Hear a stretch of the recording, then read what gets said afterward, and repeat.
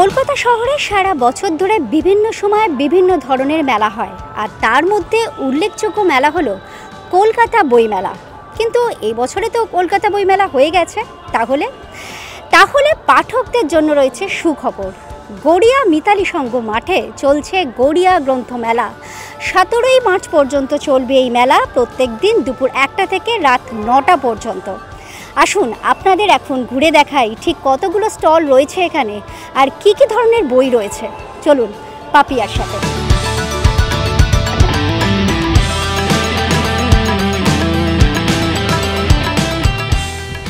আচ্ছা দাদা, হঠাৎ করে এরকম একটা বইমেলার আয়োজন করা হয়েছে। বইমেলা বলতে আমরা কলকাতা বইমেলাকেই বুঝি, তো এইবারে এই যে গড়িয়ায় যেটা করা হচ্ছে, এটা রেসপন্স কেমন, আপনাদের কি মতামত? না, সত্যি কলকাতা বইমেলার পরে যদি দেখা যায়, এই বইমেলাটা সত্যিই খুব গোছানো এবং আয়োজনটা খুব সুন্দর, এবং যেভাবে ওনারা এটাকে অ্যারেঞ্জ করেছেন, আগামীতে আশা রাখছি কলকাতা বইমেলার পরে এই বইমেলাটা একটি ভালো জায়গা নেবে। কারণ এতগুলো বইমেলা করি আমরা, সবথেকে যে জিনিসটা হচ্ছে যে অর্গানাইজেশনটা এত সুন্দর এবং এত গোছানো, যেটা আগামীর একটা কি বলতে পারি যে আগামীর জন্য পদচারণটা এখন থেকেই শুরু বলা যেতে পারে।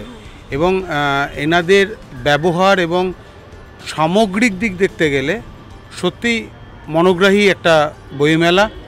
এইবার পাঠকের আশাটা বা তার প্রচারটা যেটা আছে সেটা আস্তে আস্তে নিশ্চয়ই বাড়বে, যেহেতু প্রথম বছর। মনে হয় আগামীতে এখন যে 2-3 দিন যা পরিস্থিতি, তার থেকে অনেক ভালো জায়গায় এই মেলাটা আসবে, হয়তো কাল পরশু বা শনি রোববার শেষের দিকটায়, এটা আশা রাখছি। আর অবশ্যই আশাটা রাখতে হবে, তার কারণ যেহেতু প্রথমবার তো অনেক কিছুই আপ অ্যান্ড ডাউন হতে পারে। তো সেই ক্ষেত্রে সর্বাঙ্গীন দিক থেকে মনে হচ্ছে মেলাটা একটা জায়গায় পৌঁছবে আগামীতে কলকাতা বই মেলার পরে। আজকের এই ডিজিটাল যুগে পাঠকদের থেকে কি আশা রাখছেন? ডিজিটাল যুগে আমরা যেটা দেখছি, বাচ্চারা যেরকম মোবাইলের ভেতরে ঢুকে যাচ্ছে, তারা কতটা পড়াশুনো করছে সেটা বুঝতে পারছি না, কিন্তু একটা উচিত যে গার্জিয়ানদের বা তারা যখন বাচ্চারা যখন আসতে চাইছে, তাদের এনে বইগুলো দেখানো, অন্তত আমাদের সঙ্গে আলোচনা করা একবার যে এদের পাঠ্যযোগী কী কী বই আছে, আমরা সেগুলো তাদের ব্রিফ করতে পারি এবং তারা জানতে পারে। এই নলেজটা আমার মনে হয় যে গার্জিয়ানদের এটা বা আগামীর প্রজন্মের জন্য করা উচিত। তাহলে কি হবে, বইয়ের গুণগত মানটাও যেরকম বাড়বে, তেমনি পাঠকদেরও একটা থাকবে যে আমরা এই জায়গায় গেলে এই জিনিসগুলো পেতে পারি। এটা কিন্তু খুব দরকার আগামী প্রজন্মের ক্ষেত্রে, কারণ সবাই ফেসবুক আর হোয়াটসঅ্যাপে বা অনলাইনে যেভাবে ঢুকে রয়েছে, তাতে মনে হয় না আগামীকে তুলে আনতে গেলে এই পদক্ষেপটা নিতেই হবে গার্জিয়ানদের।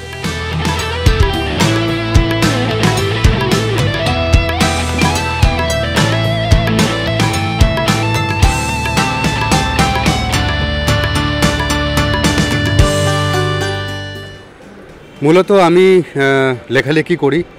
এবারে ইনফ্যাক্ট সৌভাগ্যের বিষয় যে আমার এই উপন্যাস সমরেশ মজুমদার সাহিত্য সম্মান 2024 পেয়েছে, হিয়ার মাঝে রাখা আছে এখানে। আমি মূলত লেখালেখি করছি বেশ কিছুদিন ধরে, আমার অনি ডায়েরি নামে আর কি, জাস্ট অনি ডায়েরি।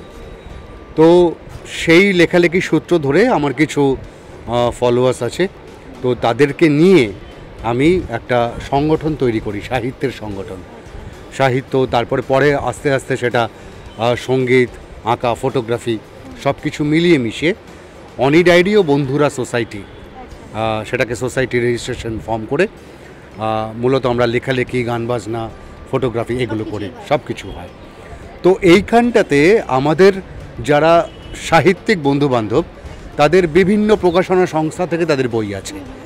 এবার এখানে 70টা স্টল, সবার যে সব স্টল যে এখানে এসে উপস্থিত হতে পেরেছে তা নয়, সেই কারণে তাদের বইগুলো আমরা এখানটাতে রেখেছি।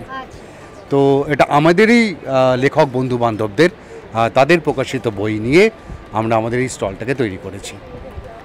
আজকের এই ডিজিটাল যুগে কি মনে হচ্ছে পাঠকদের হাতে, পাঠকরা তো এখন ওই অর্থে বলা হয় যে বই পড়তে বোধহয় ভুলে গেছে, আপনারা পাঠকদের ব্যাপারে কতটা আশাবাদী? আমরা ভীষণভাবে আশাবাদী। ডিজিটাল যুগ যে শুরু হলো এইমাত্র তেমনটা নয়। এআই যে 2 বছর পথ চলা হয়ে গেছে এআই এরও, ফলেতে তার মধ্যে দাঁড়িয়েও কোথায় গিয়ে বেঁচে থাকবে বোধহয় আমার মনে হয় জানেন, বইয়ের গন্ধে একটা অন্য মাদকতা আছে, সেটা মোবাইলের গন্ধে পাওয়া যায় না। ওই যে সকালবেলা এখনও যে নিউজ পেপার আসে, সেইটা ওই নিউজ পেপারটা ওই জন্যই বেঁচে থাকে। আমরা তো যুদ্ধ দেখি টিভিতে, খবর দেখি, খবরের যুদ্ধ দেখি, সবই আছে, তাহলে পেপার এখনও কেন নিউজ পেপার আসছে? হাতে ধরে যে ওই মুদ্রণের আনন্দ, সেই মুদ্রণের আনন্দ আর কোথাও পাওয়া যাবে না। গোটা বিশ্ব জুড়ে এটা থাকবে, আজীবন থাকবে।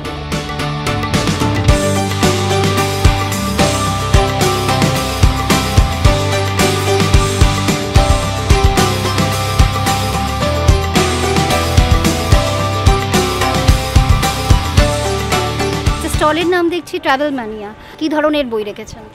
অ্যাকচুয়ালি এটা আমার একটা ট্রাভেল কোম্পানি, ঠিক আছে। আমি সবাইকে ঘুরতে নিয়ে যাই, শর্ট ট্রিপ থেকে শুরু করে লং ট্রিপ, সব রকম ট্রিপই করাই। যেহেতু ঘুরতে নিয়ে যাই তো ভ্রমণ বৃত্তান্ত বই তো অঙ্গাঙ্গিকভাবে যুক্ত, তাই জন্য এই ধরনের বইও আমি বেশ কিছু রেখেছি। একদম ভ্রমণ সঙ্গী, যেটা আমরা বলতে পারি ছোটোবেলা থেকে ডিকশনারি যেরকম বাড়িতে রাখতে হয়, সেরকম ভ্রমণ সঙ্গীও বাড়িতে রাখতে হয়। কারণ বাঙালির পায়ের তলায় হচ্ছে সর্ষে। বাঙালি সবসময় মানে একদিন দুদিন ছুটি পেলে বা অথবা সানডে যদি উইকেন্ডে থাকে তো বাঙালি বেড়াতে নিয়ে মানে বেরিয়ে পড়তে চায়। সেই হিসেবেই কিন্তু আমার এই নামটাও দেয়া ট্রাভেল ম্যানিয়া, কারণ ঘোরাটা বাঙালির কাছে একটা ম্যানিয়া। তো আমি যেরকম ধরুন আমার স্পেশালি আমার পছন্দ থাকে একটু অফবিট প্লেস, যেরকম ধরুন অনেকগুলো জায়গা থাকে আমাদের কলকাতার খুব কাছাকাছি কিন্তু আমরা জানি না, তো সেটা স্যাটারডে গিয়ে সানডে ব্যাক করা এটা বাঙালির একটা রিফ্রেশমেন্ট।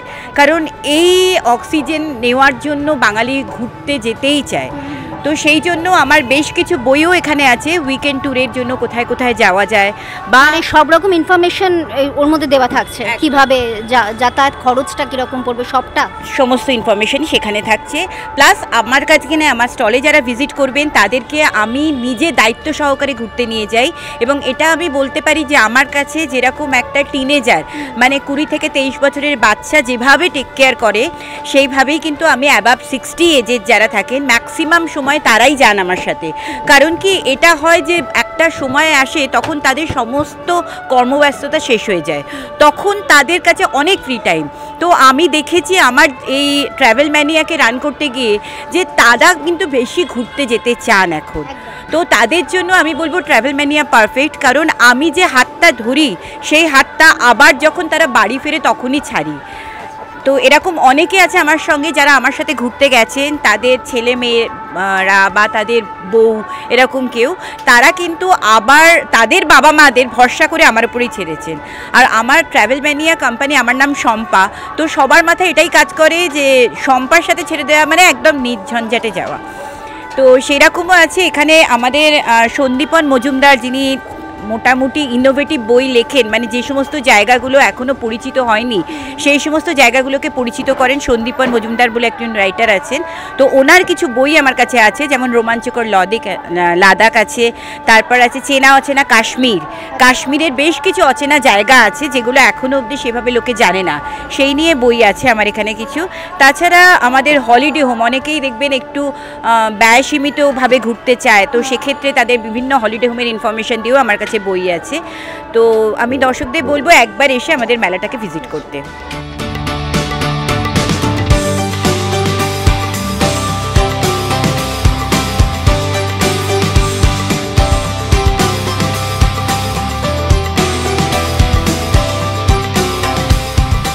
এখানে বিভিন্ন ধরনের বই আমরা দেখতে পাচ্ছি, তো আপনাদের প্রোডাকশনটার নাম কি? এটা কথোপকথন প্রোডাকশনস। এখানে মূলত গল্প, কবিতা, উপন্যাস, বেশ কিছু প্রবন্ধমূলক বইও রয়েছে। আমাদের এখানে বেশ কয়েকটি উল্লেখযোগ্য বই, যেমন প্রসঙ্গ চিরঞ্জিত রয়েছে, যেখানে প্রসেনজিৎ, ঋতুপর্ণা এনারা সবাই ওনার সম্বন্ধে লিখেছেন।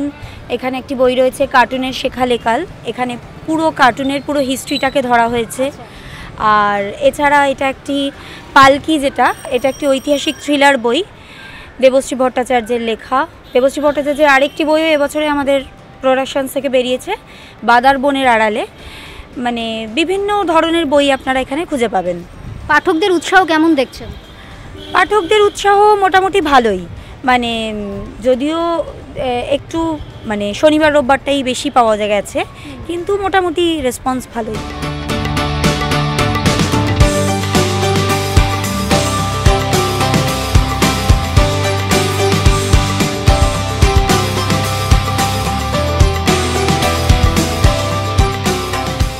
দেখুন, প্রথমবার এই মেলাটা হচ্ছে এবং কমিটি এত সুন্দরভাবে সাজিয়েছে এই মেলাটাকে এবং এত সুন্দর প্রচার করেছে, এবং এখানে যে কজন আসছে, যদি 100 জন আসে তার মধ্যে 98 জন বই কিনছে, কেউ খালি হাতে যাচ্ছে না, এবং সেটা সম্পূর্ণ কৃতিত্ব আমি কমিটিকে দেবো। তার জন্য কমিটি এত সুন্দর প্রচার করেছে, এই প্রথমবার এত সুন্দরভাবে স্টল সাজিয়েছে এবং তাতে গড়িয়া মানুষের উদ্দীপনা চরম।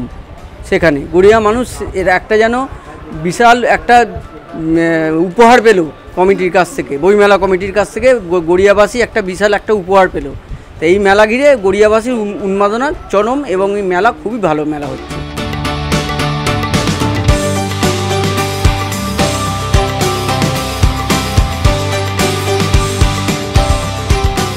আচ্ছা, বইমেলা বলতে আমরা বুঝি কলকাতা বইমেলা।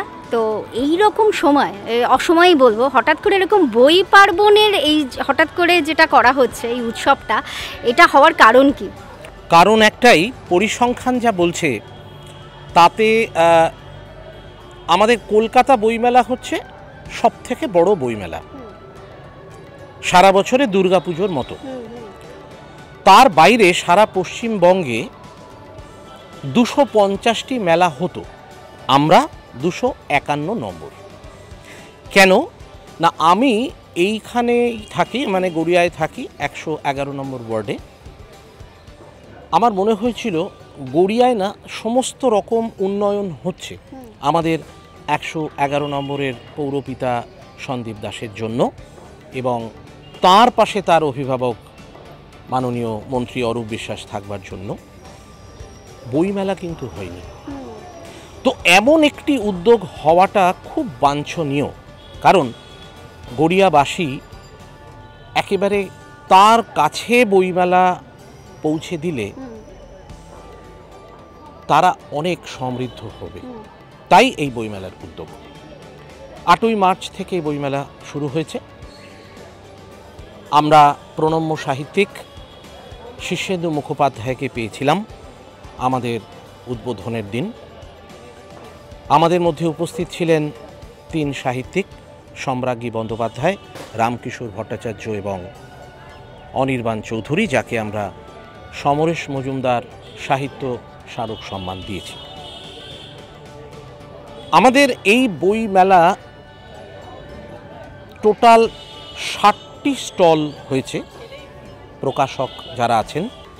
তো আমরা যেভাবে শুরু করেছি, এই বইমেলা বছরের পর বছর শ্রীবৃদ্ধি করুক। আমরা এই বইমেলা এবার যে ত্রুটি, এখানে কাজ করতে গেলে তো ত্রুটি বিচ্যুতি হবেই, যেগুলো আমরা নিজেরাই বুঝতে পারছি, সেগুলো আমরা কারেকশন করব, এবং আগামী বছরের বইমেলা এবং বছরের পর বছর বইমেলা এবং রজত জয়ন্তী বর্ষ হোক বইমেলার, এই আশায় আমরা আছি। আমার নাম রানু সাফুই, আমি এই গ্রন্থমেলারই একজন সদস্য।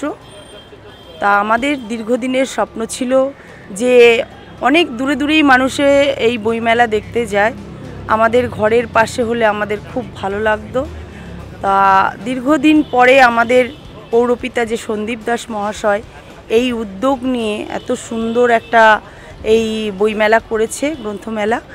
তা সবাই অঞ্চলের সবাই খুশি, সবাই আসছেও, চারিদিকে বইয়ের গন্ধ ভালোও লাগছে। তার সাথে সাথে মানুষের অনেক রকম রুজি রোজগারও হচ্ছে। সত্যি খুব সুন্দর করেছে। অঞ্চলের মানুষকেও ধন্যবাদ জানাই, তারা আসছেন, বই কিনছেন, দেখছেন, নিচ্ছেন। সত্যি ভালো লাগছে, এরকম একটা পরিবেশ তৈরি হয়েছে এই অঞ্চলে, খুবই ভালো লাগছে।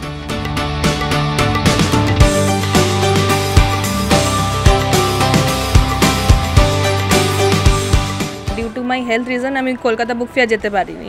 তো আমি মিস করছিলাম যে কিছু বই তো অন্তত কিনতে পারবো। তো একটা পাড়ার মধ্যেই অ্যান্ড খুব ভালো লাগছে যে এখানে হয়েছে, একটা আগে কখনো হয়নি, this is the first time যে এটা এখানে হচ্ছে, তো সত্যি ভালো লাগছে।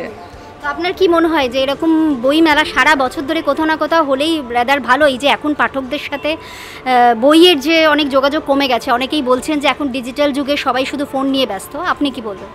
হ্যাঁ, বই একটা আলাদা মাত্রা আছে, মানে আমি বই পড়তে খুব ভালোবাসি, যতই মোবাইলে ছোটোখাটো আজকাল তো সব ফেসবুকেও আসে, কিন্তু বই পড়তে আমার খুব ভালো লাগে। সে আমি এখন হয়তো অ্যামাজনে অর্ডার করি, কিন্তু সামনাসামনি এসে এরকম বই কিনতে খুবই ভালো লাগে। ছোট ছোট হলেও যদি মানে ছোট ছোট মাঠে যদি হয় সত্যি ভালো লাগে, যারা বই প্রেমী অ্যাকচুয়ালি তাদেরও। আর বাচ্চাদের জন্য তো আরোই ভালো, বাচ্চারা ছোটোখাটো বই পড়তেই শিখবে, যদি না পড়ে তাহলে কী করে শিখবে।